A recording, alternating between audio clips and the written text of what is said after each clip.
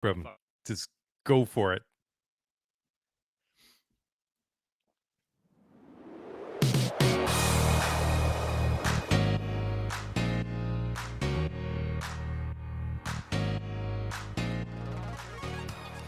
Hello and welcome back to the podcast. As always, up to speed with Formula One. It's Monday night. You're tuning in to listen or watch to Mr. Mark Daly and Mr. Mark Hamilton. Welcome to one and all. Good morning, good evening, good afternoon, wherever you may be. It's Monday, no race this week, so this is a little bit more casual than usual. Not that we really have a super formal structure of the show, but it's always just kind of a little bit fun to sort of kick back a little bit, talk about some of the news that we can be a little bit choosier about, to read tweets, read emails, and basically go off on more of a tangent than we usually do. But how's it going, sir? You look very fresh for a Monday. I'm completely bagged tonight. I must admit. Yeah, so I feel great. For those of you that don't know, well, you all know because we talk about this all the time. And by the way, I get feedback all the time about stop making your show so regional. It's this concept in podcasting where you don't want to be too regional because you're going to alienate so many of your listeners. But we're in the Pacific Northwest, we're in Vancouver. So whereas in, I think, a lot of North America, people go off to their cabins, they go into the mountains. We go into the mountains, but for a lot of us, we go out to the Gulf Islands. You take a ferry ride, there's cabins, resorts, relaxation. So I'm on one of the Gulf Islands. That's not even a Gulf Island, one of the major islands. My parents live here. We came for 4 or 5 days. My son loves it. The weather's beautiful. It's scorching hot. And as it turns out, just as we head back, you're going to be packing up the family and coming over here yourself in a couple of days. We'll be literally crisscrossing as we come across for the long weekend and stuff. So that's going to be pretty cool. But yeah, what's going to happen with the goats and the chickens and the ducks and everything that are usually like overrunning your yard and your property anyways? You know, I've seen a lot of things going on just, you know, a couple of streets over from my house. So I'm just sort of playing it that better that I probably don't know what's happening. Yeah, I think we should probably keep it that way. And for anyone that's curious, if you're like me and you're quick to jump on Google to get a sense of what we're talking about, I'm currently on Vancouver Island, population, to be honest, almost 1 million. So it's not like it's a spryly populated place. And you'll be coming over in a couple of days. But I do want to say, you talk about the fact that we don't have a lot of structure on this show. Typically, the one thing that we do coordinate in advance is who's going to do the introduction. And last time we couldn't even get that right, so we got slandered in the DMs last week about the fact that we couldn't even get that right. So I That was awesome. apologize. And we did very clearly talk about who was going to intro the show. And before we get into some really interesting stories this week, I wanted to share one other comment too. One of our great listeners in Orlando and Florida, Andre, sent me a DM a couple of days ago, and it was a message from the Haas Formula One team. They had posted this, and I'm going to read it because it's just absurd, and it just shows how detached their social media team is from reality. But they posted this: soon we'll be filming a Q&A with Nikita Mazepan. We need your questions, those. Type them below. And then there's a smiling photo of Nikita Mazepan. So like total charm offensive. If you want to give away an hour of your life and chuckle unrelentingly, go to this thread and read the comments because it's hilarious. I can't believe the Haas social media team thought it was a good idea to post that. So if you got an hour to burn and you want to chuckle a little bit, I'd say go find that. We did respond, and our question was a little bit more sincere, and we got a lot of kudos and a lot of love for that. But yeah, I check it out. It's just a little bit crazy that their social media manager thought it was okay to post that. You know, it's funny because what's that age-old saying, never read the comments? I'm feeling that this is maybe the exception to that rule because it sounds like there might be some interesting and humorous don't things read too. the comments to something you've posted, but you're welcome to Yeah, read the comments true. of somebody else Somebody who else. posted it. Yeah. Fair enough. All right. Well, before we, like I said, we're going to cover some of the more, I guess, cherry picked news items for tonight and also do some tweets and emails a little bit later on. But I thought this was cool. You sent me this one earlier today, but apparently Barcelona and Bahrain are both going to host. Excuse me, tripping over my words here. We haven't even started. They're both set to host 2022 F1 preseason testing, which I think is pretty cool. Yeah, I'm super excited about this. And I think it's important for a couple of reasons. One, I think the teams and the drivers were obviously unhappy with 3 days of winter testing this past winter. Typically, and you and I talked about this in the past, you would have winter testing, you'd have in-season testing, you'd have a testing immediately after the season concluded. Winter testing could be 2 weeks of 4 days of testing in each week, and it's been parsed down and parsed down and parsed down. And this past winter, partly due to the cost cap, partly due to the new Concord agreement, partly due to the fact that the reality of the financials just didn't mean it was necessarily feasible for the teams. They only did 3 days of winter testing. And this was particularly hard on the teams that brought a lot of upgrades. And this was also particularly hard on the teams that had new drivers who needed to get acquainted with the cars that they were driving for the season.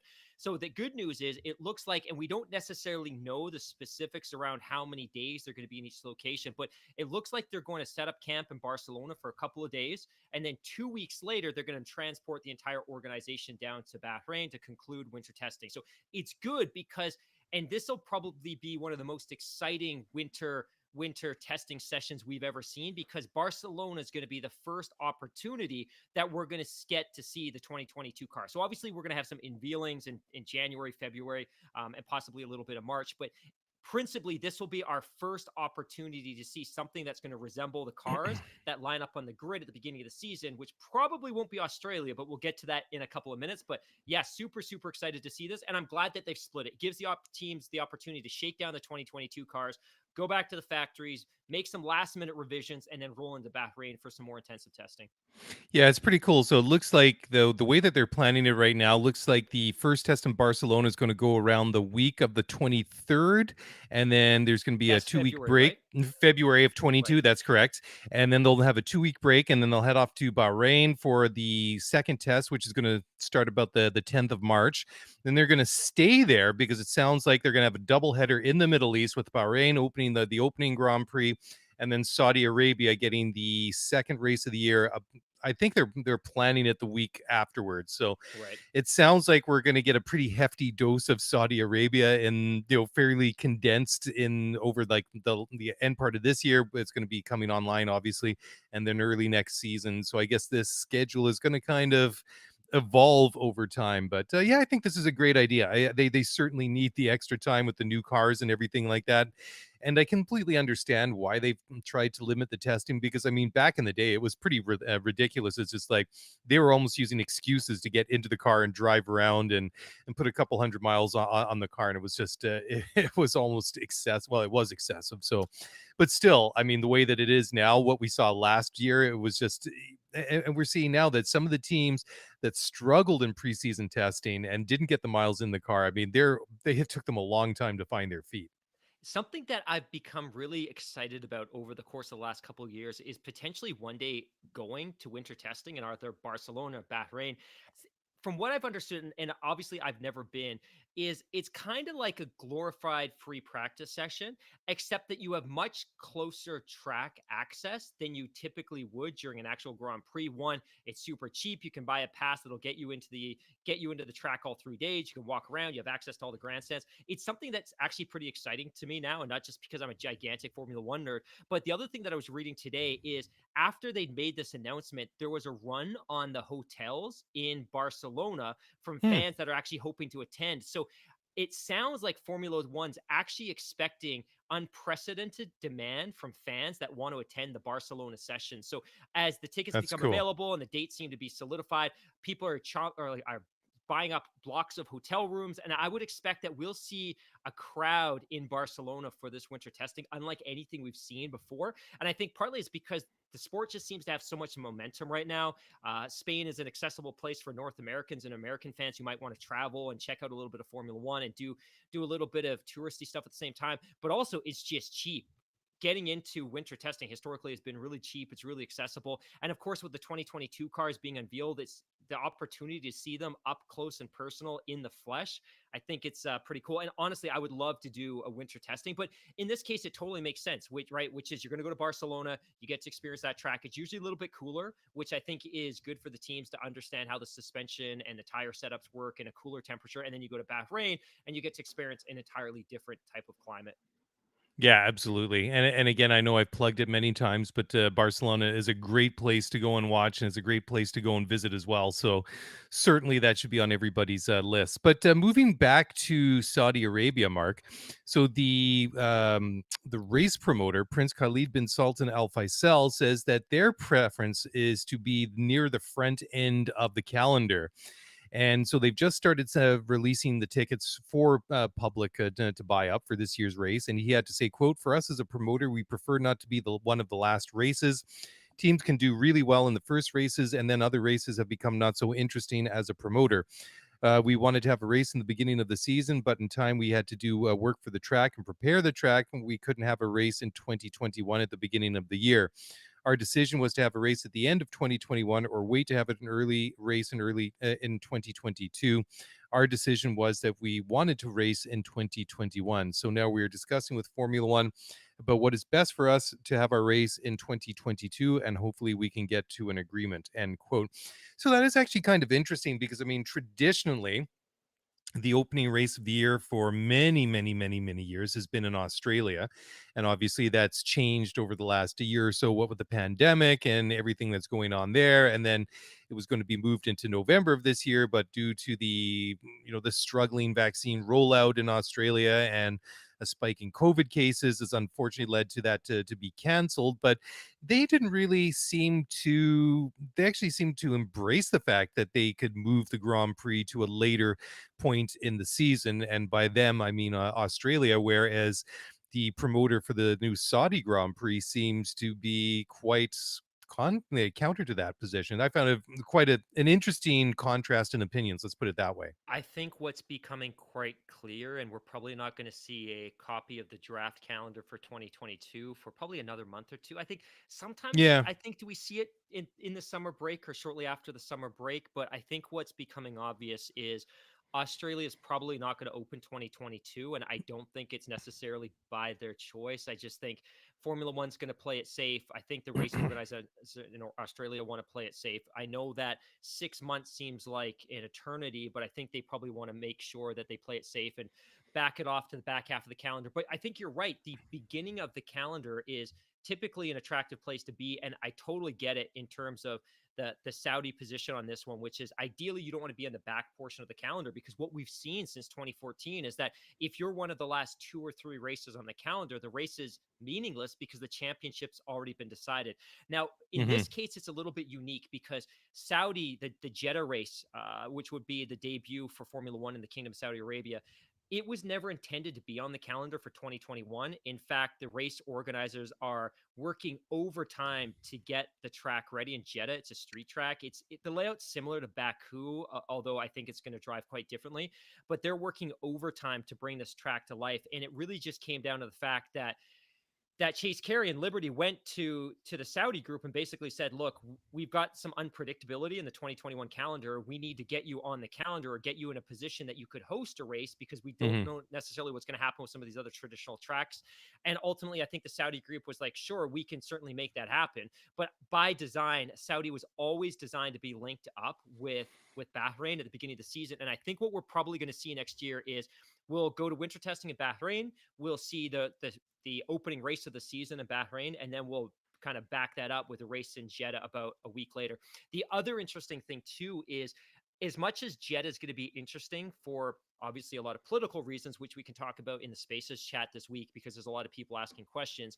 But I think what's going to be interesting about it is we're only going to be in Jeddah for a couple of weeks or a couple of years. The entire design on the Saudi Grand Prix, Saudi's presence in Formula One, is that Alex Wurz's track design team is developing and constructing a dedicated circuit in Qiddiya, which is kind of a resort element or resort area outside of the capital of Riyadh. So we're going to be in Jeddah, which is on the eastern coast of Saudi on the water for 2 or 3 seasons. And then we're going to move inland to Hmm. Riyadh. So there'll be a dedicated circuit in Qiddiya. So regardless of whether people love Jeddah or they don't love Jeddah, it's ultimately just an interim track, because ultimately we'll move to a dedicated track in Qiddiya. Now, there's also been conversations about the fact that, hey, if Jeddah does play really well and it does draw a lot of people, they could ultimately alternate between Qiddiya and Jeddah as well. So some interesting dynamics up there. And I think one of the reasons Jeddah is so important for Saudi, for the Kingdom of Saudi Arabia, is Jeddah's being positioned as very much the Dubai of Saudi Arabia, in the sense that it's much more progressive, it's much more moderate. They're designing it as a resort city to draw in people from the region, from Western Europe, from Asia, from North America. And this is really designed to help bring eyeballs to that area of the country and help people understand that, hey, this is potentially somewhere you might want to come and visit. And again, we can talk about that during the Spaces chat, but definitely some interesting things there. And obviously, we've talked about this so much. It was always a no-brainer that there would be a race in this country, because I think Hmm. as soon as Formula One, Liberty, Chase Carey inked that deal with Saudi Aramco, which is the national oil producer in that country, they would never do that unless they intended to host a race. And clearly that's what's going to happen. And we're going to see a race this season. And I think, to your point, we'll probably see them probably second up on the calendar in 2022. It's very interesting, and just kind of bringing it back to Bahrain again. I mean, what a great job that they've done to really be one of those foundational, what do you want to call it, facilities, tracks over the past 18 months or so. I mean, they've really stepped up to host Formula One and been very flexible and really done a lot to accommodate them. So pretty cool. I think it's a deserving honor, if you want to call it that, to get the opening race of the year. I mean, just logistically, it also makes sense, and I think it's kind of cool. So, anyways, Mark, let's take a really quick break here. When we come back, we're going to talk about Charles Leclerc.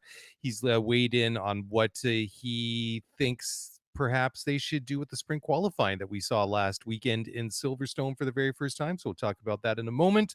So don't go away. We'll be right back after this short message from our sponsors.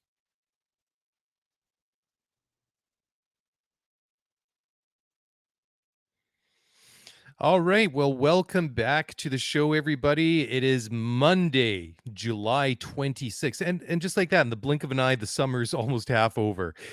It's just a little bit crazy. And just remember, only one more month. And then you know what they say, no white pants after Labor Day. Don't ask me why I know that, but enjoy it while you can, my Have you friends, ever because worn white pants? I've never even owned hell white no. pants. No, Wait, me is it neither. white But pants or just white in general? I don't know, actually. Yeah, But I don't know. Now, anyways, now that I talk about it, let's move on.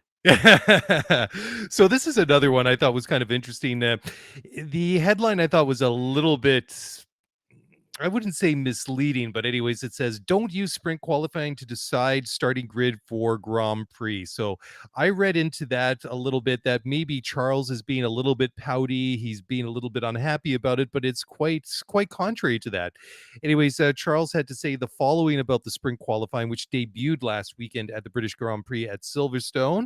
And Mr. Claire had to say, quote, I really enjoyed it. The Friday is normally so boring. Honestly, in the car, I just want to be, I want the Friday to be done. Now, finally, we have a Friday where FP1 straight away, we need to be on it. We have qualifying straight after, which I enjoyed a lot more. Then sprint qualifying, that makes it exciting. And Sunday, a great race. If I give my personal opinion, I think maybe the qualifying should be the start of the race. The format needs to be maybe a little bit modified, but overall, I think it is definitely a gain, in my opinion. Maybe the Saturday do a race, but keep the starting grid from the qualifying, end quote. So, yeah, interesting. I've kind of thrown my mind around this a couple of different ways. I guess everybody kind of has their own take on it. But what did you make of Charles's comments? It's funny because it's something that I've spent so much time pondering myself. And I think people generally know how I feel.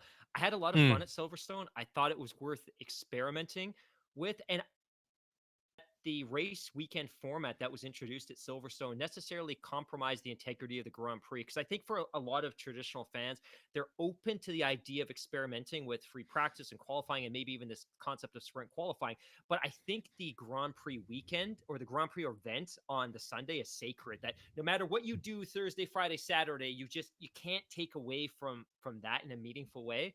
Hmm. That said, as much as I enjoyed the weekend, I'm not completely convinced that it's perfect, and I would be open to continuing to experiment. And one of the things that kind of struck me earlier today, and I was going to message you right away, and like I've got it, is the concept of interviewing, Eureka. which is, yeah, exactly, which is, look, if we're already going to do a qualifying session on Friday, which is fantastic, we'll do a practice session on Friday morning. We'll jump into qualifying. That's a good practice session because a lot of people will be at the track just because they're there for qualifying already. If we're already going to go through the lengths, and I know people are going to start firing slander at me on Instagram right now, and I can feel people getting their Twitter fingers ready. If we're already going through the procession of doing sprint qualifying on Saturday, why don't we at least have a conversation about doing a doubleheader weekend? And I know this is sacrilegious and I'm kind of getting off topic here, but it's something that happens in other championships. We've seen it in Formula E, we see it in the lower formulas, we see it in Indy.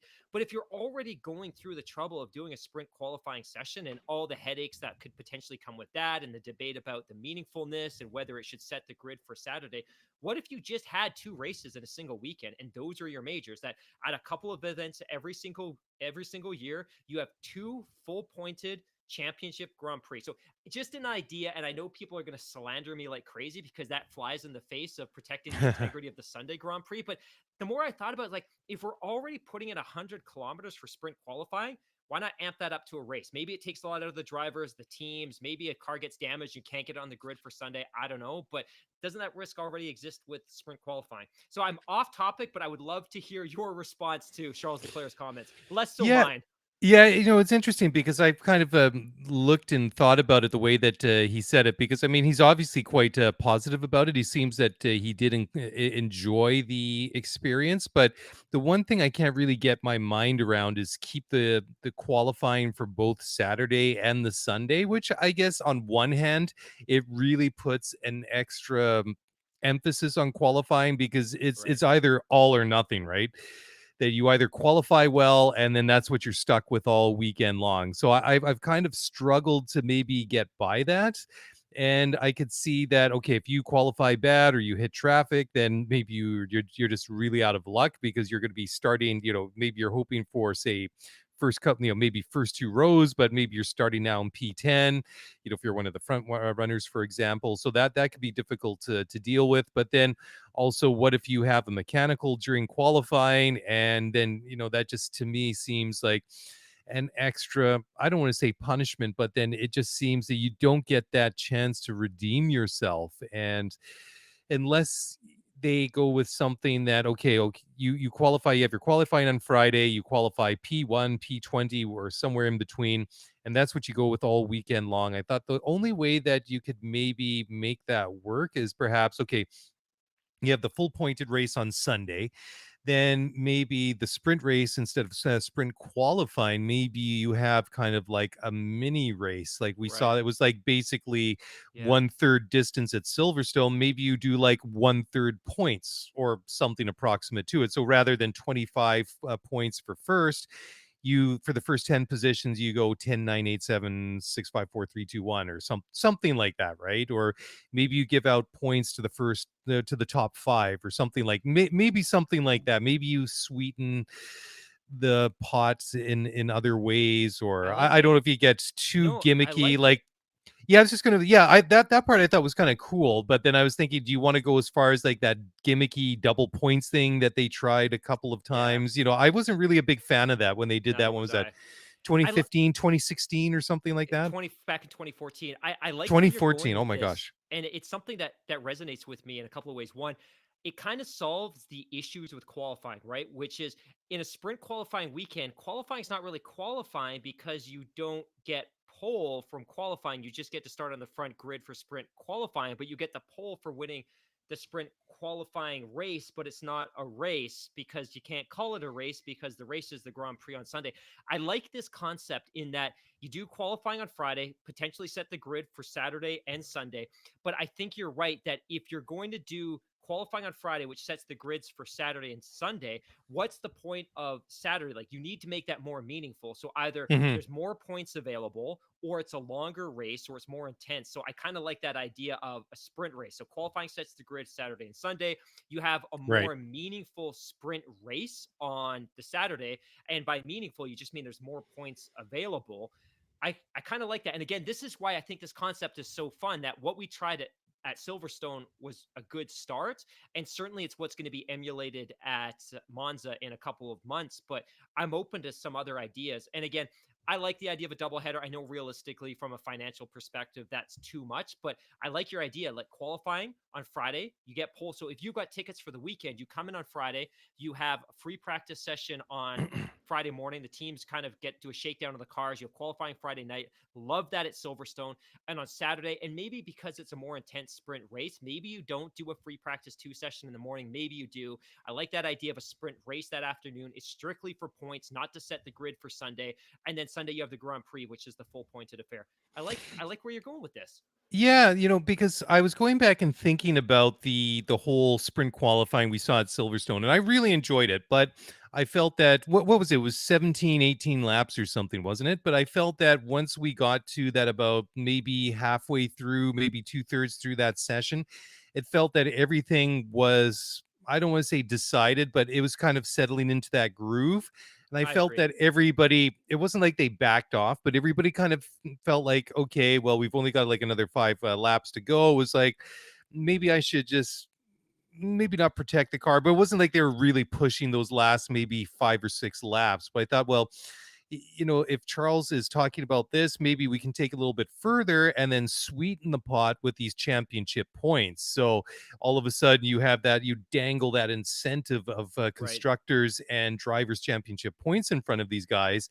And then, yes, okay, we're doing 20 laps, we're doing 15 laps, whatever that magic number is for that 1/3 race distance or whatever, 100 miles, 100 kilometers, whatever it is, sweeten the pot that way. So that's kind of where we're going with it.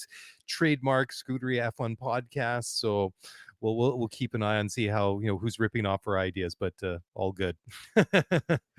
All I right, love it. so moving ahead, so we'll start this one because I'm sure this one might kind of, well, it'll not kind of, it'll definitely go over into the next segment as well. But according to Total Wolf, he believes Formula One should expect that further crashes and accidents between Lewis Hamilton and Max Verstappen is pretty much a done deal. It's going to be expected unless they do not resume their on track rivalry in a sportsmanlike manner. So here we are.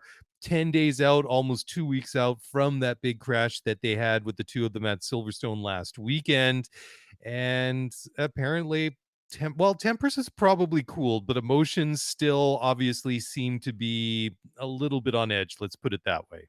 Absolutely. We got plenty of questions this week, and I think one of our mailbag questions, which we'll probably speak to later in the show, pertained specifically to this, which is, can we anticipate that there's possibly going to be more contact between these drivers as the season goes on? And is Hmm. this a normal part of Formula One? Because I think that's a question for a lot of folks, in that, hey, I'm new to Formula One this year, or I was new to Formula One last year, and a lot of what I was seeing was difficult to process. It was difficult to absorb. But now that I'm more in tune with the sport, and I saw a contact, and I saw a crash, and I saw somebody's race compromised because of it, I want to understand if this is new. I think ultimately contact isn't ideal, and it's certainly not the reason that we watch this sport. And certainly contact isn't ingrained in the sport as part of competitiveness as it might be in stock car racing. But it's going to happen if you have equally matched drivers who are navigating extremely technical or high speed corners at high rates of speed, and they in their head have to make millions of calculations in a split second. Mistakes will happen. There will be contact. They'll misjudge corners. They'll misjudge the condition of their tires, the heat in their brakes. Contact's going to happen. And that's not necessarily a bad thing if it's unintentional, or if it's not flagrant, or if it's not negligent. It's just a byproduct of close racing, and that's okay. We haven't seen a lot of this in recent years because there hasn't been a tremendous amount of close racing at the front of the field. And really, the last time that we saw a razor thin margin between two drivers was 2016, between Hmm. two teammates, Nico Rosberg and Lewis Hamilton. And there was a lot of contact between those two drivers. If you're not familiar, go and Google the 2016 Spanish Grand Prix right now. You only have to watch the first 3 or 4 corners of that lap to see or the first lap to see what I'm talking about. But that wasn't even the peak of the mountain in terms of the combativeness and competitiveness between those two drivers. There was plenty of contact. So it's a part of the sport. Emotions boil over. Sometimes there's miscalculations when you enter a corner, exit a corner, when you're looking to overtape, when you're measuring the toe. It happens.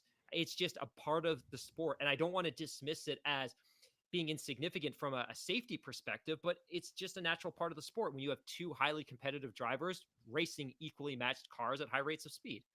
Yeah, totally. And I love that you use the word boil because you can't really compare the situation between Hamilton and Rosberg that you can with Hamilton and Verstappen because obviously, like you pointed out there, the situation now is between two rival teams. Before it was two rivals within a team, but where it is different between these two, and I mean, obviously, where they are similar is it's Hamilton competing in the championship directly with either Nico Rosberg or Max Verstappen. So now it's just like, where's that challenge coming? Is it Right. internal or external? Right. But the thing is that, relatively speaking, that Lewis and Nico, that was a slow burn. The way that situation really got to the point where it was volatile. We had the situation in Spa in 2015, I think it was. Then there was Austria. Then there was Spain in 2016. There's a whole bunch of them. I mean, you don't even have to search too much to see how many incidents that these guys had. Plus the fact that there was this really toxic relationship between them. And I always love if you go back and listen to the race radio because it was never, well, how is Lewis doing or how's Nico doing? It's always, where's the other car? It's like they got to the point that they could even speak each other's names out loud. Yeah, Now, so true. that yeah, and then but if you look at the rivalry that Max and Lewis have, sure, Max and Lewis, they've been racing against each other, but although Max has won some races here and there over the past couple of seasons, they were, I wouldn't say unexpected, but they were certainly not the norm, just considering how dominant that Mercedes has been over the past number of years. But so when you see now that this year that there is a very, very small gap in between these two cars, and it really comes down to almost got the better car, who's just on it on any given Sunday, is that this situation between the two of them has basically come to a boil very, very quickly. We saw a little bit, Bahrain was a little bit different because Max kind of backed out of it. He ran wide. He had to back off. He had to give the position back. And then we saw a little bit of contact on the opening lap at Imola a week or two Right. later. And then Great Lewis call. Lock, I think he lost a little bit off the end plate on his front wing. And then we've seen it kind of go back and forth. Lewis has been dominant or better at some tracks, and Max has been better at others. And then all of a sudden, almost kind of out of nowhere, that did this incident come. And like you say, I mean, it was hard racing. It was close racing between two very good drivers, neither of whom were going to back off and give the other guy Yeah. an inch more than they needed to. I think you did a really good job of summarizing how we got to this point, but I don't know that it should necessarily be a surprise in terms of what we saw because you're right. And I think the term that the media kept using through the first couple months of the season was these great drivers are showing each other so much respect. And by showing each other respect, what they were referring to is they were giving each other space on track when normally they might not. And I think part of that was it was early in the season and they were still feeling each other out and they were still feeling out each other's cars and they were feeling out their own cars and getting familiar with the setup and all of those different kind of things. But I also don't think either of the drivers at that point in the season wanted to make an aggressive move that could result in contact and compromise their own race. But I think we're at that point in the season now where one, Max feels he could potentially put his foot on Lewis's throat in terms of the championship itself, in Mhm. terms of points accumulation. And I think Lewis likewise is feeling the opposite, which is potentially getting away from me and now is no longer the time to show each other respect on the track. And some of those moves that maybe we weren't making earlier in the season, it's time to start making some of these more aggressive moves that I feel confident in being able to do. So you're right, it's been building to this moment, and I think what we saw at Silverstone was really exacerbated by the fact that Hamilton does a fantastic job in qualifying. He doesn't have a great start at the sprint qualifying event. He's very upset with himself going into Saturday. Felt he let himself down with the wheel spin at the start. Felt he let down the British fans. And I think if ever he wasn't going to let the championship get away from him, it's in front of 140,000 people at a track he's won at 7 or 8 times previous. The other thought I had too, and I don't want to go too far off track because we always get slandered for this, but you make a great point about Nico and Lewis, and I really wonder in hindsight what that battle would have been like if they were on different teams. Do you know what I mean? Like, Yeah. I wonder Yeah. how Great much point. of that venom was actually being suppressed by Toto, and how much internal damage he has to his internal organs for like jumping on the grenade that was that relationship for so many years. And that one was unique too, because if you remember, Nico was there since the inception of the Mercedes team. He Mhm. was there with Schumacher. He was there when Hamilton was recruited over by Lauda. He saw Lewis storm out to a win in 14, despite the fact that it kind of came down to the final double points finish in Abu Dhabi. 2015, Lewis ran away with the championship, but Nico won the last 3 races. And then in 2016, Nico won the first 4 to start. But obviously, that relationship is very, very different than the Lewis Max one, because they were teammates, which is also one of the really interesting things about Formula One. But anyways, let's get back on track before we get slandered too badly. Well, anyways, I think this is a good place to leave it for another break because I want to just I want to pick up another aspect of this whole situation. We'll do so on the other Oh, side, I but had a tease as well. Can I do you the did? tease on the Of next commercial? course, you can do Okay. the tease on the next commercial. But as we go into Okay. the break here, I just want to read a comment from Nige Valley in the live chat, who and he had to say, "Best part of the red flag was watching Mercedes fix Lewis's front wing with duct tape and super glue. There's nothing like a multi-billion-dollar sport fixing a multi-million-dollar car with $10 worth of supplies you can get at So Home true. Depot." So there you go. Anyways, time for a quick break here. We will be back in just a moment. So guys, don't go away. We have got a lot more to talk about, and we'll do so in just a moment.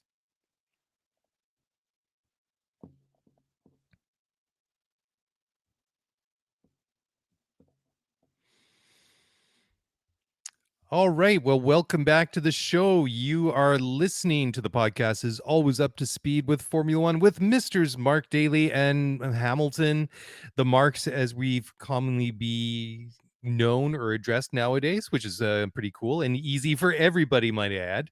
Now, before the break, we were talking about that incident. I know we're going to get hammered for it because, well, I mean, everybody else is talking about it, so we're just doing the same thing and just not being original. Anyways, Christian Horner, team principal of Red Bull, said that they are still considering FIA action over the $1.8 million of damage sustained to Max Verstappen's 51G impact into the barrier at Copse Corner last weekend. Christian had to say, quote, "It is no secret that we felt at the time and still feel that Hamilton was given a light penalty for this type of incident. Given the severity of the incident and the lenient penalty, we are reviewing all the data and have the right to request a review. We are therefore still looking at the evidence and considering all of our sporting options," end quote. So they cannot directly appeal the 10-second time penalty that Lewis was given. They are able to request a review of the case of the incident by the FAA as long as they can bring, and this is the key, quote, "significant and relevant," end quote, "new pieces of evidence to light to argue their case within 14 days. So, talk about pressure. If you've been that team within the factory at Milton Keynes that has been told by probably Marco, told by Christian Horner, and probably Max, go find something. We need to find something that proves our case that we can press this. Then I'm sure there's a lot of sleepless nights of people poring over data and telemetry and God only knows what else. But I think ultimately it goes back to what we talked about at the time is just I really don't know what they can expect for an outcome should they be able to take this. I mean, obviously it's a huge thing because it's, we've got the cost cap in place, obviously, and a $1.8 million repair bill in a $140 million cost cap is big, big, big money and very significant. I completely agree. I think the question ultimately for Christian Horner and the rest of the Milton Keynes team and their executives is this the hill you want to die on?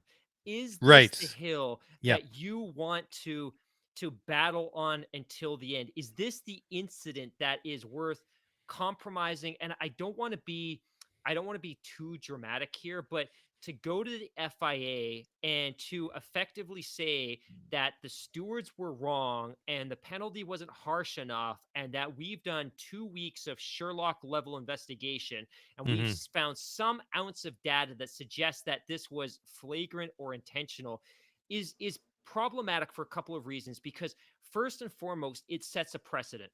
And it sets the precedence that every time there could be an incident like this, that the teams could go to the FIA and present data and litigate these situations in the court of public opinion at the FIA and potentially in the jurisdiction of the legal courts.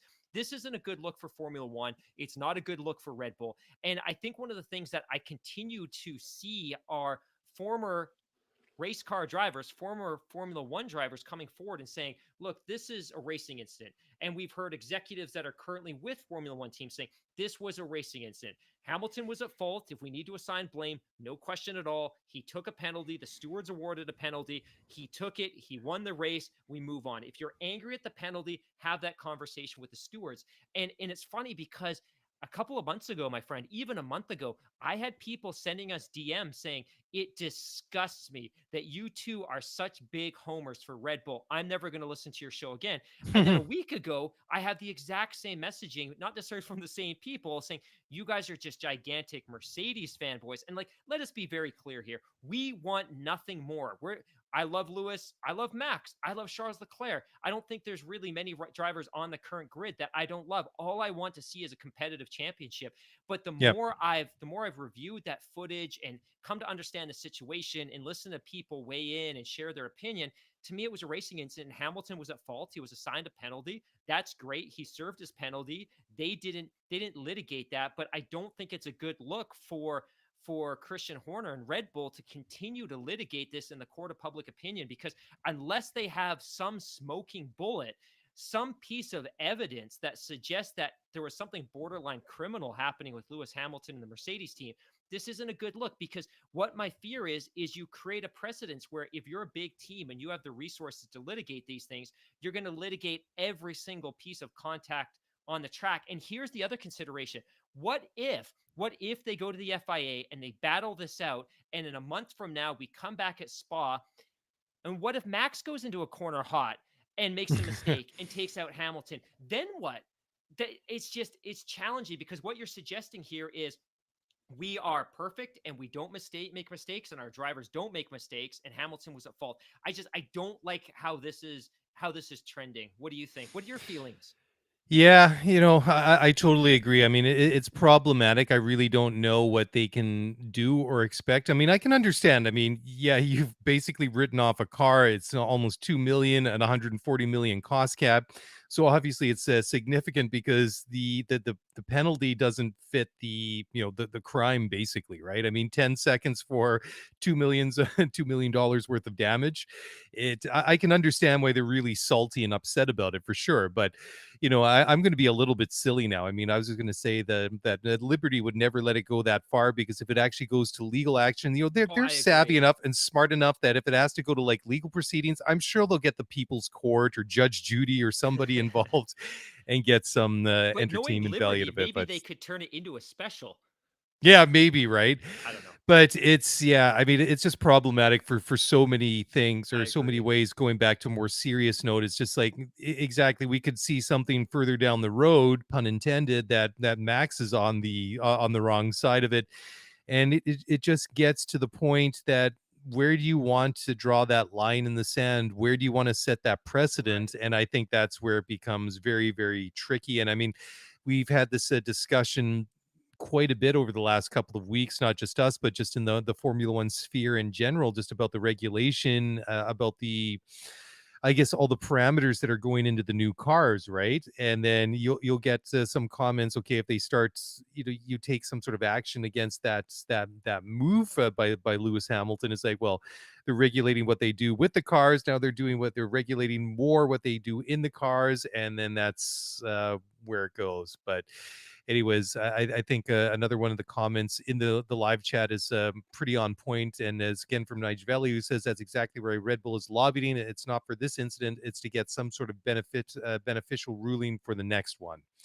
Perhaps, maybe it's just Yeah. an awareness campaign, which I think is a very interesting twist. Unless that next incident is facilitated by Max Verstappen. And I think that's the risk, right? Is you're projecting this image that your drivers are free of error, free of mistake, and that might not necessarily be the case next time these drivers, or these two tremendous racers, are going toe to toe in every single corner on the first lap.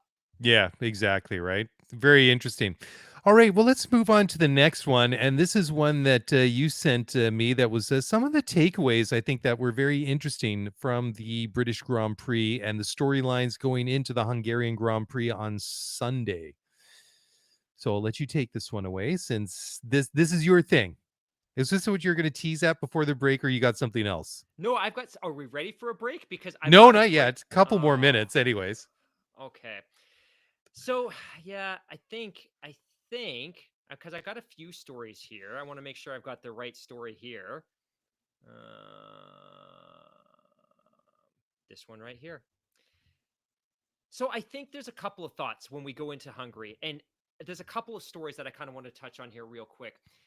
One, the thing that we didn't necessarily talk enough about coming out of Silverstone, because one of the kind of the knock-on effects or the downstream impacts of the fact that there was that contact between Max Verstappen and between Lewis Hamilton is we didn't necessarily give Ferrari and Charles Leclerc necessarily the shine that they deserve for that performance. And it was only 6 months ago, 8 months ago, 10 months ago where you and I were sitting here and we would regularly discuss the total lack of performance from that Ferrari team. So to Hmm. backtrack, so everyone has a little bit of context, if you look in 2017, Ferrari had a competitive package. They couldn't bring it together. 2018, they had a competitive package, but there was a lot of driver errors. There was a lot of strategy mistakes, and there's some frustration there. 2019, everything seemed to be going well from a performance perspective. They had the fastest car on the grid, the fastest top end. Their aero seemed to be dialed in. There was unquestionably a lot of conflict between their two drivers in the sense that Charles Leclerc made the move over from Alfa Romeo and he was instantly outperforming Sebastian Vettel. And early in the season, it looked like Ferrari had these designs on the fact that Charles Leclerc was going to be kind of the 1B driver to Sebastian Vettel. There'd be team orders. Initially, Charles kind of pushed back on that, and then Sebastian pushed back on that, and there was a lot of conflict. But ultimately, the two drivers, especially Charles, was putting together a pretty good season. Last year was a total disaster for the team from a performance perspective. One, because the aero design that they brought didn't necessarily match the power that their power unit was providing because they were down 50 horsepower, an estimated 50 horsepower, because the FIA had ruled that they were doing some questionable things from a software engine control perspective.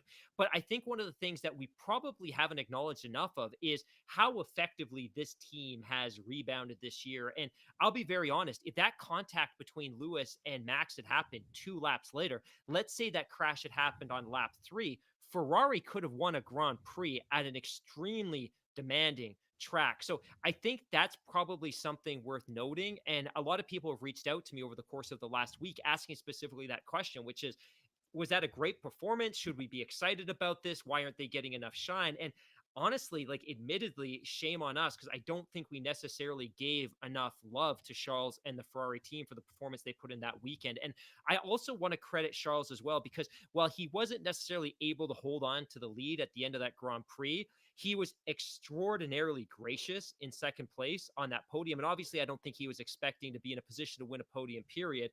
But I think Ferrari certainly deserves some credit because based on some of their performances this year, I think they've made significantly more progress in 2021 than I had imagined. I thought this was going to be very much a repeat of the previous campaign. And kudos to that team for being able to put together some really great performances.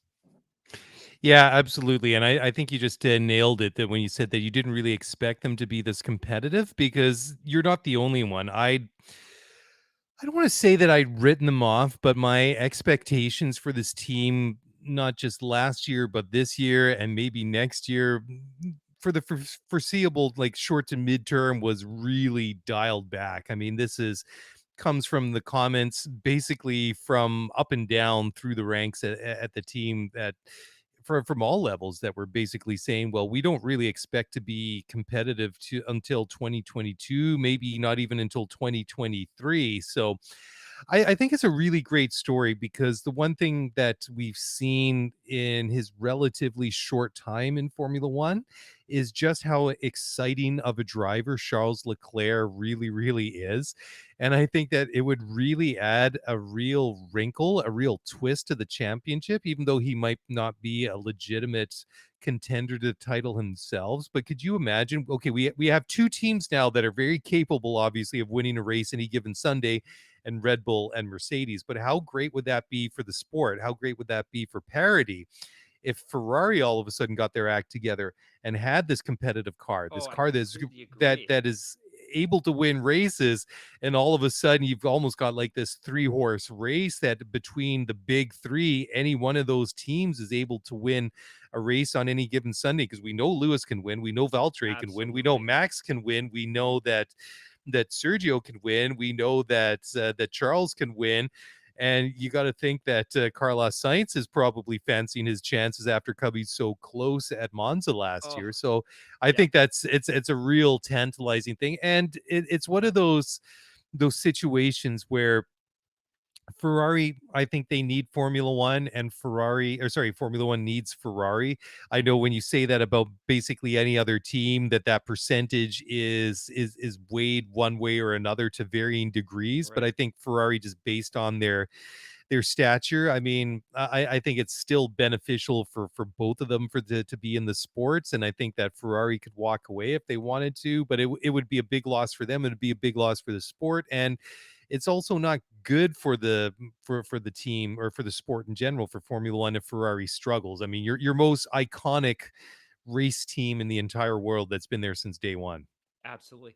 No question. I think the best possible outcome to this Formula One season would somehow be for Lando Norris to come up the middle and split between Max and Lewis and win a championship. I think that storyline would be made into movies, into miniseries. I think you could do an 8-part documentary on Netflix just about that. But I think one of the things that could be potentially compelling, because you're right in the sense that during the really the 7-year V6 turbo hybrid era, we've had some level of dominance, obviously, from Mercedes every single year. And then we've had some degree of competitiveness between Red Bull and Ferrari. Until this year, Red Bull's never really been this close, and Ferrari had a couple of good years, 2019 until it fell apart, and even then Vettel was pretty inconsistent. Mhm. 2018 they had the car, they didn't necessarily have the right people driving those cars, and there was a ton of strategy mistakes from the pit wall. But this year's interesting because even though there's really only two teams that at this point could compete for the championship, you effectively have four teams that could meaningfully compete for a podium every single race. And I think one of Yep. the things that we were reminded of last weekend is the fact that McLaren is no longer the preordained third place team in the Constructors' Championship this year. That could potentially be a really compelling battle between McLaren and Ferrari, and something we should talk more about as the season progresses. And I had a listener actually send me some Italian newspaper articles earlier this week, and he's like, look, Ferrari may be saying, they might be saying outwardly that they're really focused on 2022, but internally, and I went and translated these through Google Translate because I had no idea what they said, but they were very clear that at least in the Italian press, Ferrari was very clear that they saw third place as their baseline and nothing else would Mm. be acceptable this year. So as much as they're building towards 2022, based on the car and the driver lineup that they brought into the season, they had much more lofty expectations than maybe we understood they did. And you look at the championship so far this year, if not for the fact that Charles Leclerc couldn't get onto the front row at Monaco because of that DNF, they may have that 15 points that kind of separate the two teams right now. They still have two podium finishes this year, and obviously McLaren has three, but there's been two second place finishes. So I think there's something to be said for the battle between those two teams. Yeah, absolutely.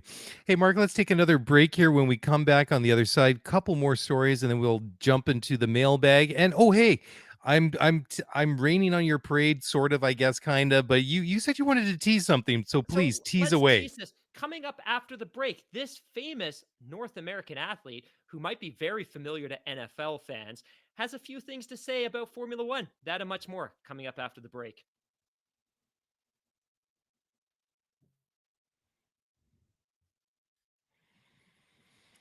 All right. Well, welcome back. Well, I accuse you of being a professional, Mr. Hamilton. That was very nicely done there on the front end of the break there. So you can't tease that and not pick it up right away. So you've my ears have really pricked up here. I want to find out who and that was. And it's only because I listened to Greeny and Golick on ESPN radio driving to work for like 5 years that I got used to their ultimate commercial teasers. But this is a tweet, and I actually missed the tweet. But then our mailbox, our Twitter mailbox, just filled with people that were sending this to us. We had people from sports radio and from some of these other big sports websites that were sending this to us. A bunch of our listeners sent it to us. But JJ Watt posted this Oh, earlier today. cool. Didn't know a single thing about Formula One racing besides Lewis Hamilton until like a month ago. Now I'm just wondering which is greater, Christian Horner's love for Max Verstappen or his hate for Toto Wolff. I'm also down a deep rabbit hole on the 2022 car and the downforce implications.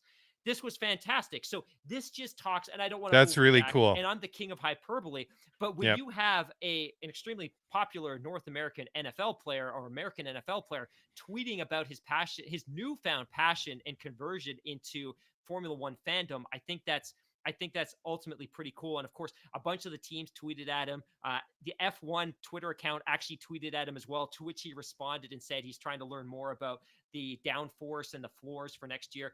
But pretty exciting that there seem to be so many mainstream converts, right? And for somebody that isn't an NFL or isn't necessarily an F1 fan, but they're a fan of JJ Watt, to see this tweet, maybe that results in a Google search, or maybe they watch a Grand Prix, or maybe they go to YouTube to see what's happening. But yeah, pretty cool. And it wasn't necessarily what I was expecting to see from JJ Watt, who I like. I don't know a ton about him because I'm not necessarily a big NFL fan, because I just don't have the bandwidth or the headspace to take on the commitment of another sport. But very, very, very cool to say, none the least. And to the 27 people that tweeted this at us, thank you very, That's very much, because amazing. I would never have seen it if you didn't bring it to my attention.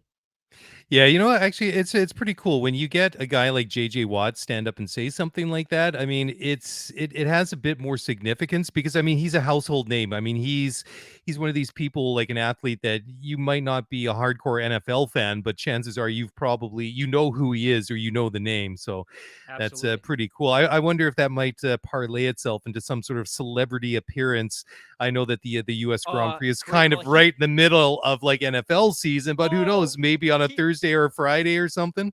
He just stamped his ticket to Coda. What, you absolutely nailed it. What is the bet he will be in a paddock? Or he probably got 10 different invites from the teams today.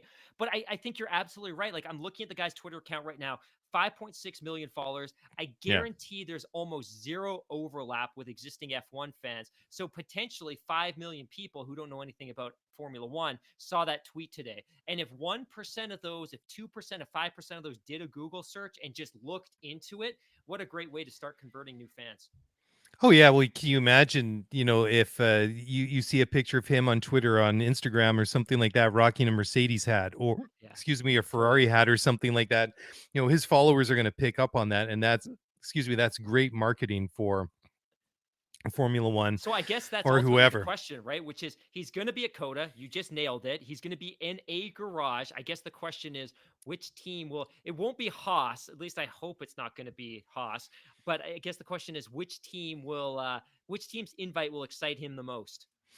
Well, that's the thing, though, right? I mean, a guy like JJ Watt, I mean, he's kind of like your top tier NFL personality, celebrity, athlete, whatever you want to call it. So, I mean, he's probably going to, if he gets an invite, I mean, he's probably going to think about his own personal branding and things like that. So, I mean, chances are that if he does show up, I would expect it's probably at one of the the top end teams. Let's put it that way. I mean, I think if you're a guy like JJ, you'd love to have that association, even if it's just for a day with Ferrari or a Mercedes or whatever, right? I mean, Yeah. that would be pretty darn cool. So Anyways, I bet you didn't think we'd spend 7 minutes talking about an NFL player tonight. no, I love it. I love the NFL. I'm a big football fan, so anytime that we can make that crossover, I think that's really really cool. I wanted to maybe I'll just shelve this one because we're already coming up in an hour. I know we got a pretty full mailbag. This next story, I'm gonna just put that in for move that till Thursday night.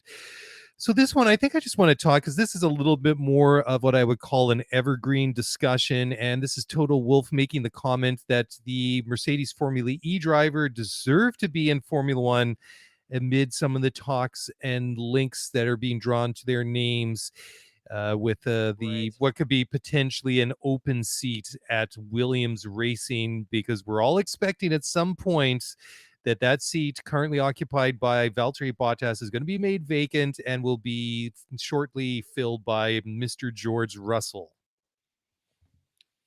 It's it's interesting, and I think this story and ultimately Toto's talking about a couple of younger Mercedes drivers such as Nick de Vries and Stoffel Van Dorn.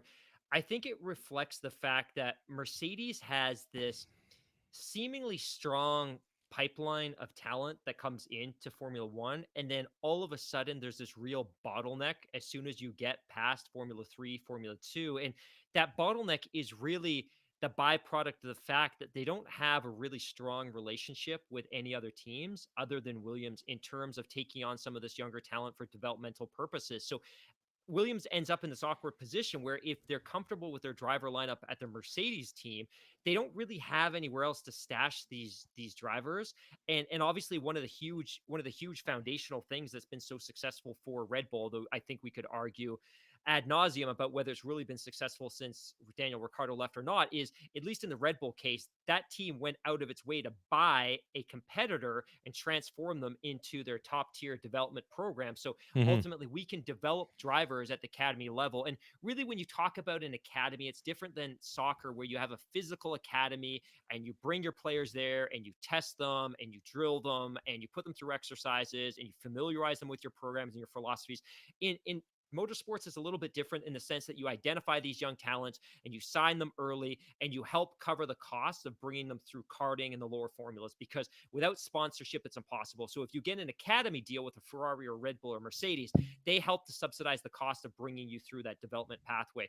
The challenge is really once you get to that Formula One level, if you've been successful and you've graduated through the academy and you've been successful in F3 and F2, ultimately, if that team doesn't have a seat for you, you're kind of stuck. And that's ultimately where George Russell is, in the sense that he's now been with the Williams team for 3 years. It's becoming increasingly clear or maybe even obvious that Mercedes' designs on putting him into that Mercedes seat. But really, he's only with Williams because Williams was desperately in need of a driver to fill that second seat. And no doubt Mercedes monetarily made it worth their while. But whereas Red Bull has this second team to stash their drivers, help develop them at the highest tier and get them familiar with F1 levels of grip and braking and acceleration and tracks, Mercedes doesn't have that benefit, but they still have great talent. And I think one of the things that was really frustrating recently is that we were able to see people like Nikita Mazepin graduated into Formula One despite not necessarily being deserving of the ride. Yet other F2 champions, or an F2 champion like Nick de Vries,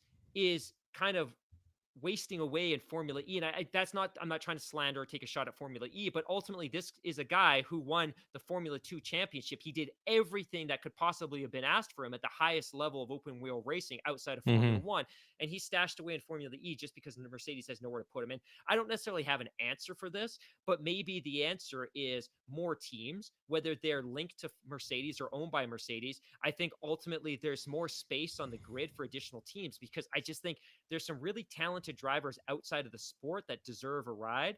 And I think as long as some of these teams are going to depend on paid drivers, some of these other great drivers aren't going to get a ride. So whether it's Mercedes buying a team or whether it becomes more attractive for other teams to join the grid, I just think there's more room. And I think a 12 team, 24 car grid would be fantastic for Formula One, because some of these other young kids would get a ride. Cue the discussion for the third team car that sort of percolate up into the Oh, consciousness every couple of years here and there. But another name that I mean, you make some great points about Nick de Vries, but another guy that is very interesting to talk about is from the reserve driver, Mercedes reserve driver, that is Stoffel Van Dorn, obviously one of the Mercedes FE drivers. And he's one of those guys that just kind of got his break into Formula One at exactly the wrong moment, because he got into Formula One right at the point where McLaren were at their lowest point, both on and off the track. It was just a shambles. The team wasn't really being run. The car wasn't great. Honda was struggling with the power or the power unit.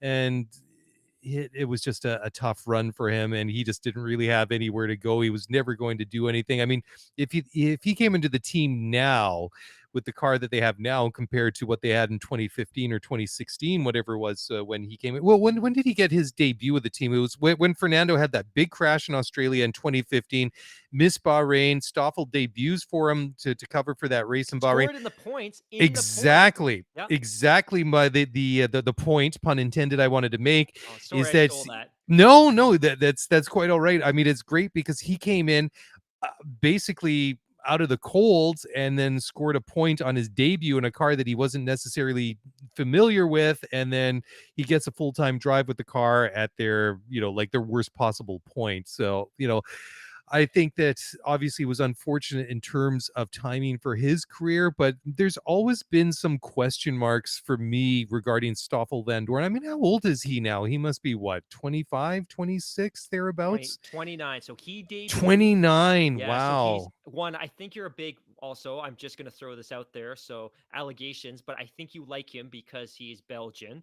Um, but I Well, think. he's Belgian, I'm Dutch. We don't necessarily get along with the Belgians so much, but Oh, I for thought. some weird reason I never really understood other than that's just the way it's always been. So, Okay, wild biases. allegation proven false. But I think he started a little bit later, so he was Mm, very much I think a Nicholas Latifi in terms of kind of graduating to those higher levels. But at the same right. time, you're right. Like 2016, that was itself 5.5 years ago, and then he raced 2017, 2018, and you're absolutely right. He was in the worst place at the worst time. I think everything associated with McLaren at that time, from the power unit to the leadership in the team to Ron Dennis, it all had to go. Unfortunately, I think he was just guilty by association. You're right. Yep. Whether he had the Yep. talent or not, he was in the wrong place at the wrong time. And then I think ultimately, by the time he finished his run with McLaren, so he finished out the 2018 season. So he raced two full calendars with that team, 17, 18. But I think by the time he was done, I think he had a couple things going against him, which is one, he'd been with a really poor team, hadn't put in any really competitive drives. He had a couple of seventh place finishes in 17, if I remember correctly, and Hmm. four, 5 points finished, four points finishes in 2018. But ultimately, I just think he had too much going against him. And I think one of the challenges too is at that point he was also an older driver, and any team looking to bring Yeah. somebody on was probably looking for a younger talent.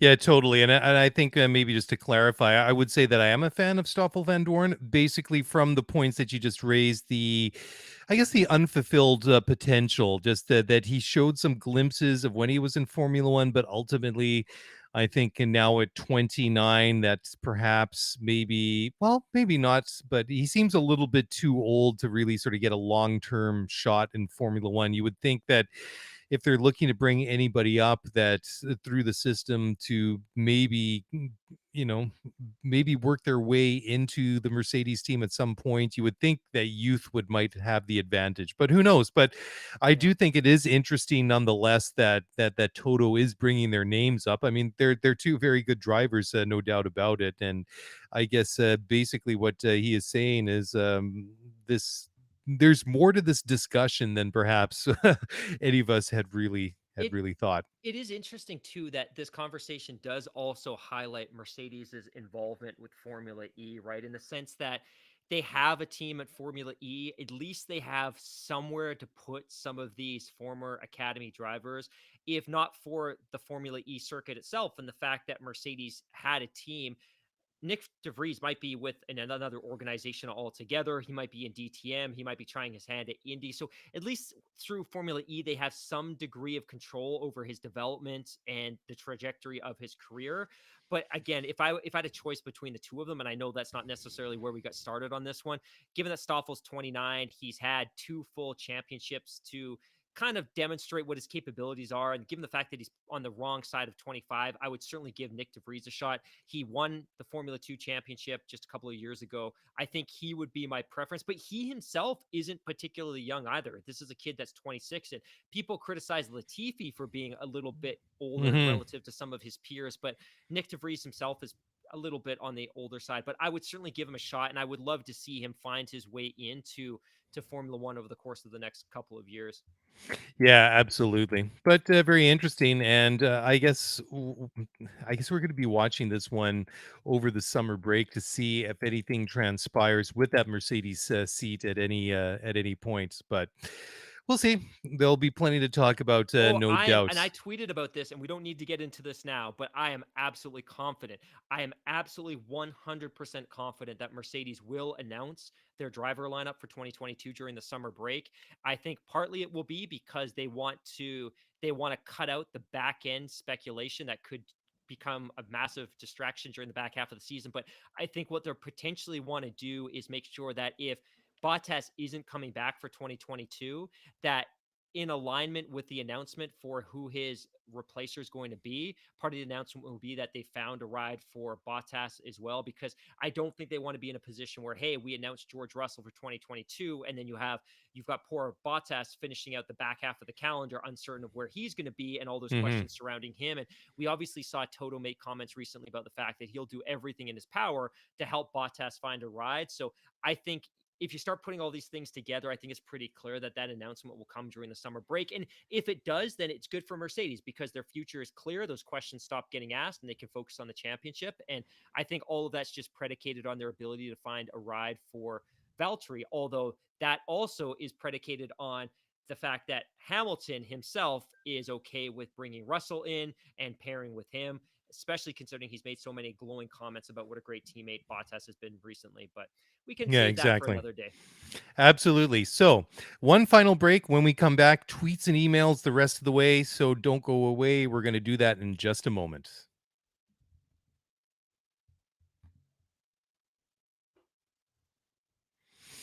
Okay, welcome back. Yes, it is that time. It is Mailbag Monday. So, well, before we open up the Twitter mailbox and go into the email box, I'm just going to read the first one here from Devin Rance. It says, "Hey guys, I took your advice and watched Rush. Holy crap, that was good. Thanks for the recommendation, Devin." So, yeah, if you guys haven't watched it, go check out Netflix or Amazon Prime, wherever it is. It's not too hard to find. Definitely a good watch and a fun movie Yeah, I think to it's on take in. Prime right now. Is it on Prime right now? I know Yep. it was on Netflix not too long ago, but certainly a good one to take in, especially over the summer break when you need some Formula One for your Jones. All right, next one. Let's go to Twitter, Mark. Yeah, so here's a question that I love. This one, it kind of builds on this reoccurring theme that we've had from a lot of our listeners. And again, if you don't know, I think proportionately the bulk of our listeners and the community are based out of the US, which is exciting for us because we get to have these conversations to relate F1 back to North American sports and help nurture this new audience. But one of the questions that comes up quite often, and this was a tweet that came to us a couple of days ago from Ben Nasta, is, and I quote, "Hey guys, love the show. With the rapid growth of F1 in the US and incoming cost certainties, which is the cost cap, those kind of things, what do you think the odds are of an American manufacturer coming in, investing in, or outright buying Haas? Thinking General Motors through the Corvette brand or possibly Ford. I think the time is right for somebody to jump in right as the sport is changing, exploding over here. So exploding in the sense of popularity, TV ratings, interest, and all those different kinds Hmm. of exciting measures of success. But I'll pass this one over to your thoughts. So really, it's the question is, do we foresee, do we anticipate another American manufacturer getting involved, possibly with a new team, an expansion team, to parlay an expression that our North American listeners might be more familiar with, or possibly buying out Gene, which I think all of us would be excited to see at this point. You know, I find it a little bit sort of mind-boggling to think that a country like America, where there is no doubt the contributions that American people and American industry have made to the automotive industry, and the love affair that Americans have with anything that rolls on one, two, three, four, or as many wheels as possible, that it seems so strange that there isn't a bigger party besides Gene Haas involved in Formula One, running a team, be it Ford, be it GM, be it whoever, right? So I think unless somebody kind of gets in and maybe is a little bit proactive, I'm kind of wondering. I'm let's put it this way: if, say, one of the big manufacturers gets on board, I'm kind of wondering that it might be something that's reactive rather than proactive. That, let's put it this way, that the decision might be made for them, in terms of all of a sudden you see all these people rocking Mercedes merch and Ferrari merch, and everybody's talking about, hey, did you watch Ferrari and Mercedes fighting out on a Sunday? And then you're thinking, okay, you're an executive at Ford or GM or whatever, and you're thinking, well, this is the biggest racing series in the world. It's exploding here at home stateside. We're not in it.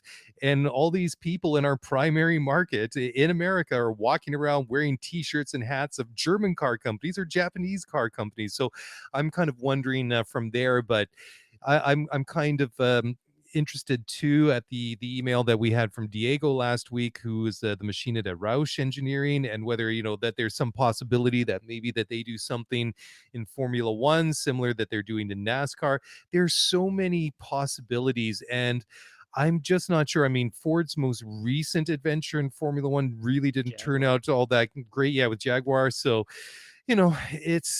it's so tantalizing, and it's one of those things that you would think would be a bit of a no-brainer, but I'm just not really sure who would be bold enough to do it right now. That's that's basically where I'm at with it right now. I don't know I what you think. I have a couple of thoughts on this. One, it's a great question, and I think it's tantalizing to think about. And I think you did a really great job of summarizing this, which is historically, why would a North American manufacturer get involved with Formula One?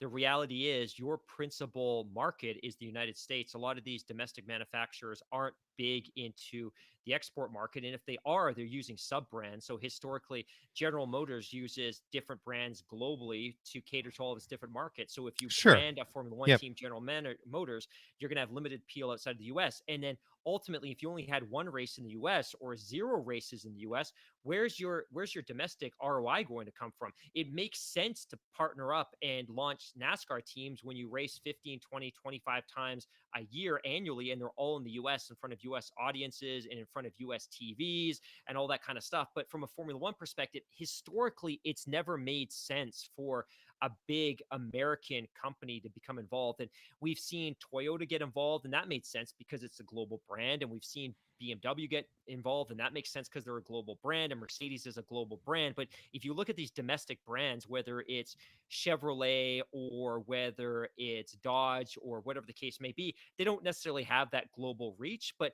I think obviously the financial restructuring of the sport was designed specifically because they wanted to introduce cost certainty. So if a company, whether it's a manufacturer or an individual racing team or an individual wanting to get involved, they can say, look, we can now get involved with Formula One and we can project our costs. It's a much more predictable business model than it was historically. So I think for a couple of reasons, typically American companies and manufacturers didn't want to get involved because there was limited exposure domestically, which is their principal marketing base. And two, the unpredictable nature of the economics made it a bad business case. And I think they would be highly advised against it. I think that possibly changes now. I don't necessarily know who it's going to be or when it's going to happen, but I think Gene Haas, and I think this kind of goes back to what my original point was going to be. I think Gene Haas is holding on to this team for one specific reason. He sees it as an appreciating asset. I think he sees his Formula One team as an NBA team in 2010 when they were Hmm. worth about $225 million and there was a bunch available. And I think he wants to get to a place where the NBA teams are now, where the average value of a team might be $1.5 billion. So I think he's holding onto this team and he's making the minimum required financial investments to keep it on the grid. But I think he has every reason to eventually spin it off. And I don't even know if it's going to be a partnership, but I think it will be a sale. And I think when he does, I think Liberty will do everything in its power to make sure it becomes available to an American buyer. Now, that Hmm. said, I don't think, and based on everything I've read, I think if not for the global financial crisis last year, Liberty would have interjected and become much more involved in the partnership with the Mazepan family, that the Russian oligarch. I don't think they were happy about that, but I think they were also in a position last year where there weren't ready buyers because of the pandemic and the lack of capital in the open markets. And I think that was uh, it was an evil necessity that they didn't want, but they also couldn't afford to be in a position where they lost a team. But ultimately, I hope Gene finds an American buyer, and I appreciate what he's trying to do in terms of kind of flipping this as an appreciating asset. I don't know who it's necessarily going to be. Maybe it is a NASCAR team that has some infrastructure and it has a base and something to build on. But I think the other challenge for North American teams too is that historically the hinterland, the base of Formula One operations, and most of the suppliers is based in the UK. So having a base and a factory in the US doesn't necessarily work when you only race in this hemisphere a couple times a year. Yeah, the logistical part of it is certainly a very interesting consideration when it comes into this discussion. But I mean, the thing that can't be doubted at the moment is just the groundswell, the increase in the For sure. popularity in the States. And I mean, ultimately, I mean, we don't know how long this is going to go or where it's going to end up. But I mean, the seeds that were planted by Liberty Media 3, 4 years ago, or whatever it was, is certainly starting to grow and bear fruit. And I think it's going to be a fun ride to see where it goes from here. All right, next question. I'm going to jump back into the email here. Got an email from Jeremy Cunningham, and he says, with nearly a week since the incident in capital letters I and love all it. emotions cooled down, I have a question about the future. The new changes coming in 2022 are designed to increase competitive racing. Won't this just lead to more incidents like what transpired on lap one? Or at the very least, more minor penalties similar to Spielberg? And then in brackets, rant about widening tracks not included. Thanks, and absolutely love the show, Jeremy. A great email. Yeah, that's a fascinating question, really. I mean, the whole point of the new aerodynamics coming in on these cars is to decrease the turbulent air for the following car and decrease the gap to the car in front of them, and then to promote opportunities to pass. So I think basically it comes down to guys, keep it clean, race fair, race hard, but don't drive into each other and don't push each other off of the track. But yeah, that's interesting. I hadn't even thought of that. Yeah, it's a great point. And just again, I think it's important to caution our listeners, especially those that are new to F1, that contact happens, and it happens for very different reasons than we see in NASCAR, where that old verbiage, rubbing is racing, that context is expected, normal. Certainly, it's not desirable in F1, but I think again, like we said earlier, when you have two top tier drivers racing at 180 miles per hour into some of these high speed corners, contact can happen, and it's rarely ever intentional. It's just driver misjudges a corner. Their tires don't have much heat. Their brake might not be as much heat in the brakes. There's 1,000 different reasons why contact can happen. But absolutely, I think that's a really great point, which is if we get closer racing, we may see more contact and we may see more accidents. Yeah, absolutely. Hey, just going back to the previous question about the American involvement in a team, Nige Valley, and both Michelle G very active in the chat tonight. Anyways, the comment was, who's an American brand that's invested in F1? Netflix Formula One team. They can get a whole season of DTS out of it. Plus, there's an interesting mashup. I mean, you could take the F and the L in Netflix and make a very interesting F1 logo crossover. Yep.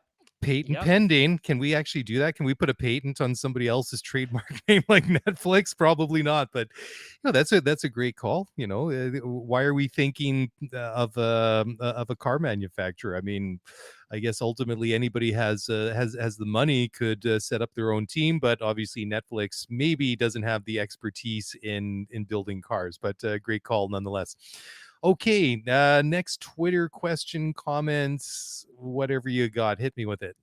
So I think this is a question that we get quite often, and I've never thought to ask it, but one of the questions is, and it's not even so much a question, but it's like, you guys are really interesting, appreciate your passion about F1. And I'm kind of homologating a whole bunch of different questions into one because we get it so often. But tell us a little bit more about each other. What's your background? How did you get into F1? How did you get into sports journalism, podcasting? Where did the podcast come from? And all those kind of things. So I think that's interesting that people are curious and want to learn a little bit more about us. I think people know a lot about me because I'm always on the Spaces chat, and I'm super, super big on self promotion. So people don't get the opportunity not to learn about me.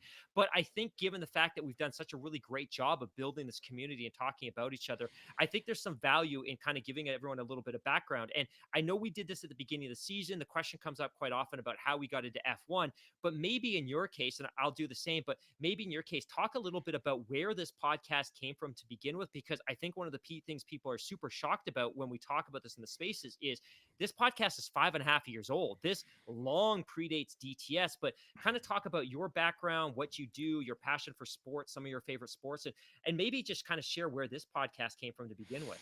Yeah, so that's a great question. So at the time, I still have a 9 to 5 job. I'm a project manager. In my day job, I'm a professional land surveyor. That's something that I've done for many many years. But I've always had this love for sports. And a number of years ago, a friend of mine, who at the time was just an acquaintance, came to me with the idea of starting a podcast, starting a blog covering the local MLS team here in Vancouver, the Whitecaps, Vancouver Whitecaps FC. We did that. We became accredited media for the Whitecaps. That changed to other things, not just for Major League Soccer, but Soccer Canada, CONCACAF, FIFA qualifiers. One of the best memories I have was covering Mexico versus Canada at BC Place back in March of 2016. I think it was. That was an amazing night. Just the whole, it was just a circus. It was just a phenomenal. So anyway, so we'd been doing the podcast. That started, the soccer one started way back in 2013.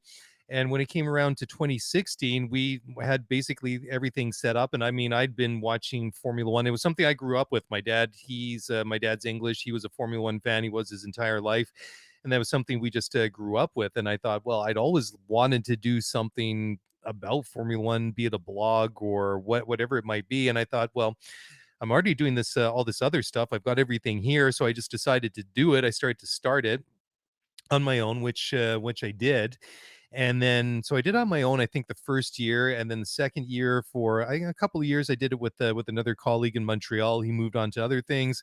You and I, we sort of come into our paths align, I guess, sort of late 2019, 2020, when we were introduced by a mutual friend, which was kind of cool. And then after, Flash F1 wrapped up, then your old podcast, we decided to do something together, and that's kind of how it went. But I mean, I'm a lifelong sports fan. I love football, I love basketball, baseball, hockey, so many different things. Soccer's a big one, cycling, and then the problem that I have, much like yourself, is just having the available bandwidth to really absorb an entire NBA season or an NFL season and everything. But Formula One is the one that gets the most attention from me. But the one thing is interesting is certainly over the last year or so, and certainly this year, the amount of growth that we've seen. And what's really exciting is not just downloads, which are always cool, but the interaction and the community and the people that we talk with and we hang out with online, for lack of a better term, each and every week is really cool. And that's one thing that I guess I always wanted when I started this, but I had no idea how to build it. And the fact that it sort of seems to be organically growing itself at the grassroots level is really cool. And I mean, a lot of credit to you, because I mean, you've really taken the social media on your own shoulders and really run with that, which is really awesome. So I'm going to throw it back over to you. And you have to unmute your microphone, which I'll do for you because you just did it again. Anyways, now you can go. Oh my gosh. Well, I was going to say thank you, by the way, for the kind words regarding the social media. It has led to a borderline divorce, and very close to losing my job because it takes a lot of time, but I think it's absolutely worth it as we continue to build this community. But I went to university way back in 2000. I think I graduated from high school in about 2000. And when I went to high school originally, it was because I was super passionate about journalism and sports. And I thought at one point I was going to play Major League Baseball and that there was a shot that I was going to get drafted by the Oakland Athletics, which didn't happen. So I went to school and I thought, what's the next best thing? I could write about baseball and write about sports in general. And about a semester into my first year, I realized, wow, I'm not going to get any money for doing this, and it's going to be impossible to find a job. I need to probably figure out a better career. So I ended up switching my degrees to focus on, I think, principally political science and economics, because I thought I could go into economics. I could work for a bank, a financial institution. I could go to work for a think tank and that kind of stuff. Ultimately, my career went in a totally different direction, which is totally fine because the employer that I've been with now for 20 years, as of this October, has been nothing but great to me. But about 7 or 8 years ago, I kind of got the sense that maybe I'd missed something with this whole sports piece. And I look back at some of the things that Bill Simmons had done, for instance, which is he kind of predicted the digital wave of sports journalism, where I think a Mhm. lot of publications like Sports Illustrated missed the mark and they ultimately faltered and failed by and large as a byproduct. We saw all these other big companies that were born in the digital area because they embraced new concepts like podcasting and blogging and vlogging and all those other kind of things. So about 8, 9 years ago, I started getting into the sports photography angle. So I became MLS credentialed and then Major League Baseball, and I did a little bit of work. And over the course of a year and a half, I got a taste of it. And I'll be honest, I love photography, but photographing Major League Baseball and photographing Major League Soccer, it sounds kind of glamorous.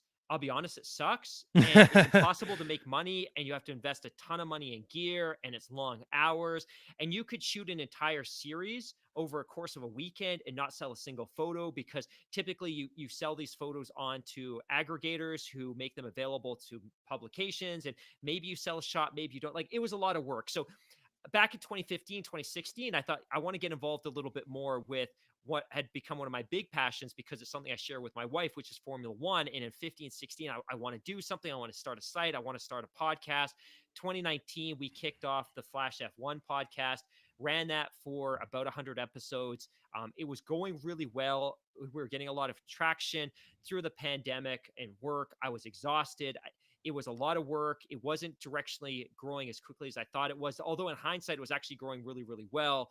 But ultimately, I wrapped it up because I just had too much going on. And then you reached out that fall and we had some conversations about collaborating. I'm like, hey, you know what? Maybe it's worth giving it a second shot. Let's try this. And it's worked since then. But like you, spent a lot of time in Europe, spent a lot of time in the UK, have traveled around, spent a ton of time in the US, especially when I was playing baseball when I was younger. Big movie fan, big pop culture fan. Everybody who follows the Twitter feed knows I'm a huge hip hop fan as well. I'm a big fan of hip hop related collectibles and shoes and all that kind of authentic sports gear. But I'm really passionate about F1 because one, it was kind of cool for a long time to be a fan of a sport that not everyone in our part of the world is a big fan of. So it was kind Hmm. of cool. And now it's getting excited because more and more people are becoming attracted to it. But at the same time, it's also a bit, oh my God, is this going to become mainstream? And I never imagined this day would happen. So for that reason, it's really really exciting, and I think we're just happy to be along on this journey with all of our listeners and overwhelmingly everyone that reaches out. And thank you for that. It's the same story. I just started watching. I watched DTS. This is my first season. I love the show, and we thank all of you for being a part of this journey because that's what's Yep. really inspiring us to put in the work and prepare and get these shows ready and get our scripts ready and get our stories ready and all that kind of stuff to bring something to the air that's fun and compelling and insightful and educational. But yeah, great questions. Yeah, awesome.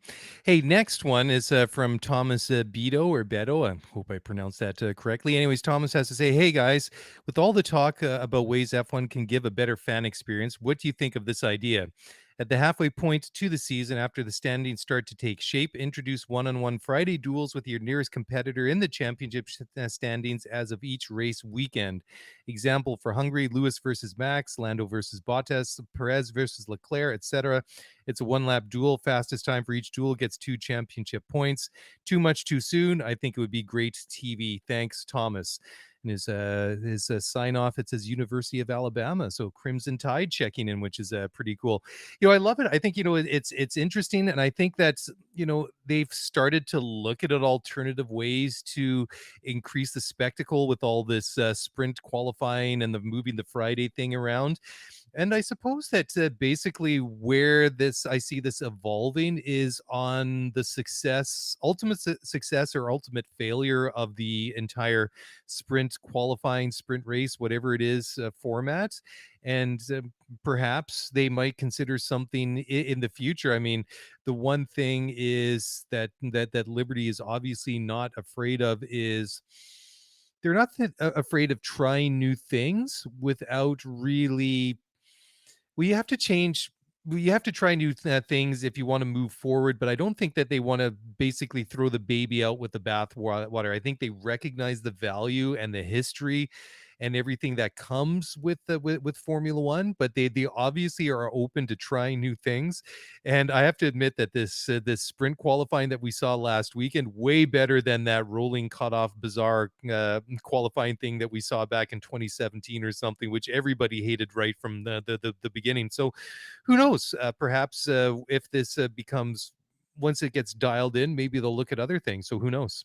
Yeah, I think Liberty walks a really thin line in the sense that obviously we're all very excited about the growth in the US, but let's be honest, the numbers Their numbers relative to the global broadcast whole are still pretty small. We're talking 900,000 to 1.1 million people. That's not a bad number, and it's significant growth, but relatively speaking, versus the total global TV audience for Formula One, it's minuscule. But again, it's a growth story and it's the potential. But I think that the fine line, the nuanced position that Liberty has to manage is one, you want to grow the sport, you want to enhance the sport, you want to be progressive, you want to find ways to excite these new American fans, these new North American followers, and really everyone else that's come online as a Formula One fan globally, because we keep talking about, hey, Gen DTS is kind of bringing to life this base of new viewers in the United States, but it's also doing the same in traditional markets as well. Like we hear from a Sure. lot of Gen DTS in Central America and in South America and Asia. So there's these new fans coming on everywhere. But I think what Formula One has to be careful of, to your point, is you have to be you have to be respectful to the historical structure of the sport, in the sense that you don't want to change it in a way that it would compromise the integrity of the championships that came before, the championships that follow. But at the same time, you also have to understand that the sport is ripe for change, and you have Hmm. to find ways to continue to appeal to North American fans. So I think they're in this kind of tricky position where they don't want to alienate their hundreds of millions of existing fans, but they still have to continue to activate and nurture this growing base of Gen TTS viewers. So I love the ideas, and I think it's a lot of fun to talk about. But I think Liberty walks a fine line where they can't be overly dramatic and they can't be overly progressive. But at the same time, when you look at the changes that they've made to the sport since 2017, you're hard pressed to point to any single one of them and say, hey, you failed. And now we can have that conversation specifically about where some of the races are being staged and who maybe some of their partners are.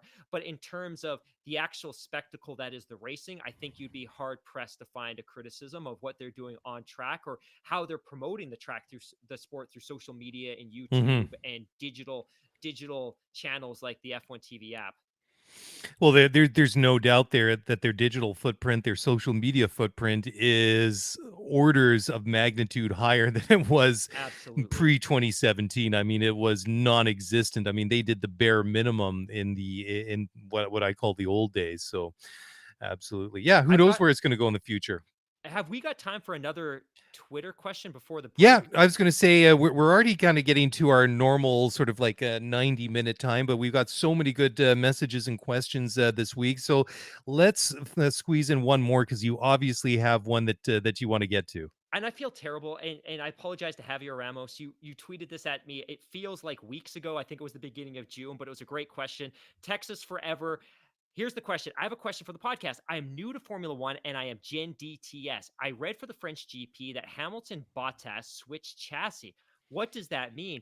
Did they literally switch cars and just replace the numbers? Or is it more nuanced than that? Keep up the great work and hello from Texas, to which I responded once again, Texas forever, because I've been to Texas a few times and I love that state and the people and the food, and I desperately want to go to Austin. So if anyone can help us get credentialed for the Austin race this October, we would be greatly appreciated. But to answer your question, Formula One at least doesn't in modern history, allow teams to bring three cars to the track. What they can do is bring enough spare components that if they need to, they can effectively build a new car. Now, teams and I was looking through the sporting regulations and the technical regulations earlier today because I wanted to get a little bit of clarity on this and a little bit of consensus. But I believe that over the course of a campaign, teams are allowed to develop or build 6 individual chassis. And we've talked about this in the past, that a chassis is one of those components that every single team has to build. The chassis is basically the tub that the driver sits in, and all the components are bolted to the power unit, the gearbox, the drivetrain, the suspension, all of the aero components, the wing, et cetera, et cetera. So all of the teams have to develop this. You cannot buy it from another team. You have to develop it internally. Now, teams can build, I believe, up to 6 of these per year, and they don't necessarily belong to an individual driver. So you do see circumstances like we saw earlier this year with Hamilton Bottas, where they may choose to switch the individual chassis. Now, sometimes the drivers may object, the engineers may object, and they may assign specific chassis to each individual drivers. But in other cases, you may see them swap them. In the course of a season, it's not unusual as well for some of these chassis to get a little bit tired, so they might swap out the chassis for a fresh one. Or it could be that a chassis is completely destroyed, like we saw with Max Verstappen in Silverstone last weekend, in which case that is a total write-off and there's nothing that's going to be salvageable from that. But ultimately, they can certainly switch the chassis between the two drivers. All of the components are interchangeable. It will bolt onto it. But in lieu of bringing a third car to a track weekend, which would effectively be a backup car in the event that one of them was destroyed, the teams can only have two functional cars at any given time, but they can absolutely swap the chassis back and forth. And I believe, and please somebody reach out via our DMs and I'll correct myself next week, but to my best of interpretation when it comes to the technical and sporting regulations, they can build 6 over the course of a championship campaign. Yeah, it's definitely not like the old days when they had like the spare car, the T car, whatever they called it back then, because you often see like an opening lap accident where somebody ends up in the gravel, their car is destroyed, and you'd see the driver running through the gravel to hop on a scooter or to a little buggy to get a ride back to the pit lane. So they could jump into the spare car and then make it back onto the grid for the restart. I mean, those days are long gone. But another point is too is like you say. I mean, these are generic; they're common.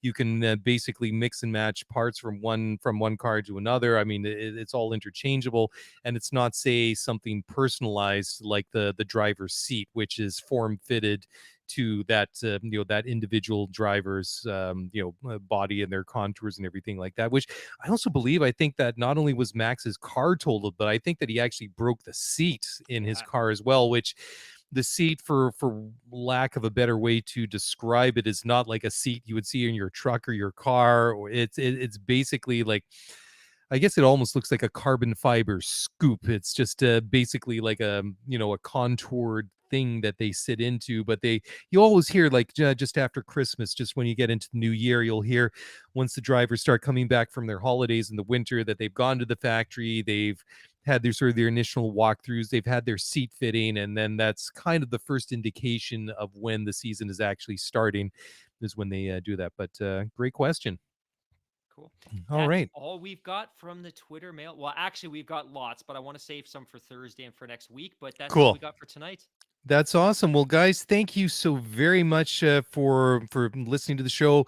For those of you watching on the live stream, it's good to know that Monday is now almost over.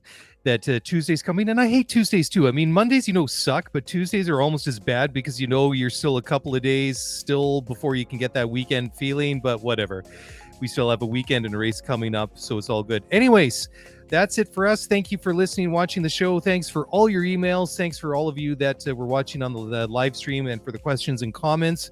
Have a great week. We'll be back on Thursday night as usual to preview the Hungarian Grand Prix. Until then, have a great week. And in the spirit of Texas Forever, clear eyes, full heart,